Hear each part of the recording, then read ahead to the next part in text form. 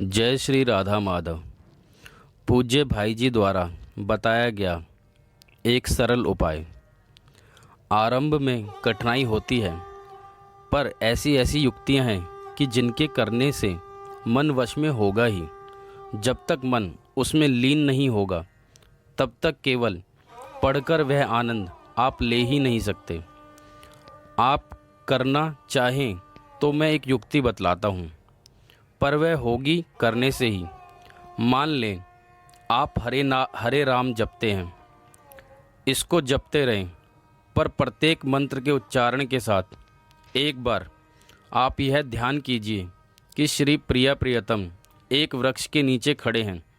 संध्या के समय कहीं चले गए, टीबे पर बैठकर देखिए, एक सड़क है, अत्यंत सुंदर सड़क, और उस पर वृक्ष ही वृक्ष लगे हैं। अब प्रत्येक वृक्ष के नीचे आप एक बार श्री कृष्ण को एवं श्री राधा रानी को देखिए तथा माले के मनके के फेरते चले जाइए। इस प्रकार 3 माला अर्थात वृक्ष के नीचे 300 बार श्री प्रिय प्रियतम का दिव्य चिंतन कीजिए, इस दृढ़ निश्चय के साथ कि यह करना ही है।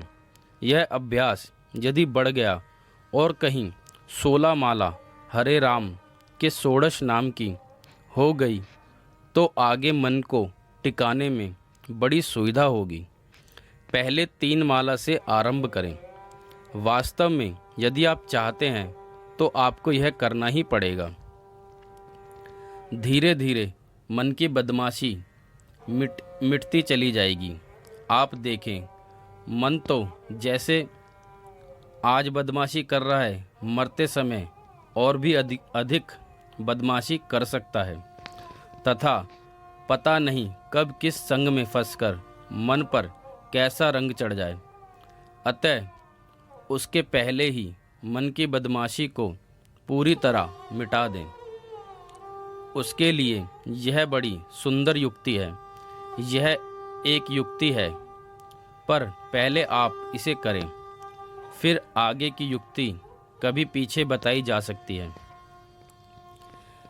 वह युक्ति संक्षेप में यह है कि जैसे माला को जो नियम चल रहा है वह चले, पर खूब कड़ाई से यह नियम बना लें कि लगातार 3-4 घंटे बैठकर ब्रज संबंधी 5000 चीज़ों को याद करूँगा।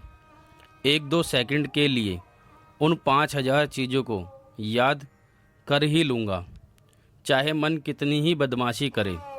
इसके लिए एक किताब बनाकर अपने पास रख लेनी चाहिए तथा 1, 2, 3 ऐसे नंबर लगाकर जैसे पाठ किया जाता है वैसे एक एक चीज़ को पढ़ते जाना चाहिए, और उसका एक एक सेकंड के लिए ही चित्र बांधते जाना चाहिए तथा जीभ से नाम चलते रहना चाहिए। होता यह है कि मन भागने लगता है, पर नियम के कारण जहाँ साल 6 महीने प्रतिदिन दृढ़ता से ऐसा हुआ कि अभ्यासवश मन को ठीक उसी समय प्रतिदिन वहाँ आना पड़ेगा, पर बिना नागा इस नियम को निभाने से ही सफलता मिलती है। हाजिरी, मुलाहिजा, शिष्टाचार के फेरे में पड़ने पर तो कोई नियम नहीं साधता। पहले आप यह 3 माला वाला नियम आज से या कल से शुरू करें और इसको खूब कड़ाई से चलें। देखें, विषयों में सुख नहीं है, पर तो भी सुख की भ्रांति होती है। इसका रहस्य मैं आपसे निवेदन करता हूँ कि यह भ्रांति क्यों होती है। मान लें खूब जोर से भूख लगी है। अब खाने के समय बड़ा आनंद मिलता है, पर असल में यह जो आनंद मिलता है वह खाने की वस्तु से नहीं आता, वह आता है उस भगवान से जो हृदय में बैठे हैं। होता यह है कि मन में इच्छा हुई, उत्कट इच्छा हुई कि कुछ खाऊं। इसी इच्छा की पूर्ति जब होती है, तब उतनी देर के लिए मन की चंचलता मिट जाती है। और वह स्थिर हो जाता है। स्थिर मन पर आत्मा का सुख प्रतिबिंबित होने लगता है और मनुष्य को आनंद का अनुभव होता है। असल में तो मन के टिकने से आत्मा के अंदर की छाया मन पर पड़ी है, इसलिए आनंद का अनुभव हुआ है। इसी प्रकार सभी विषयों की बात है। इच्छा हुई और जब वहाँ इच्छा पूर्ण होने लगती है तब उतनी देर के लिए मन स्थिर हो जाता है। मन स्थिर होते ही आत्मा की छाया उस पर पड़ने लग जाती है और मनुष्य मूर्खता से मान बैठता है कि अमुक विषय में मुझे सुख मिला है। अवश्य ही उस बात पर आसानी से विश्वास होना बड़ा कठिन है, पर सत्य बात तो यही है। इसलिए मन को ठीक स्थिर करने की आवश्यकता है। यही मन जब भगवान में स्थिर हो जाता है तब तो ऐसा विलक्षण नित्य सुख मिलता है कि फिर वह कभी मिटता नहीं।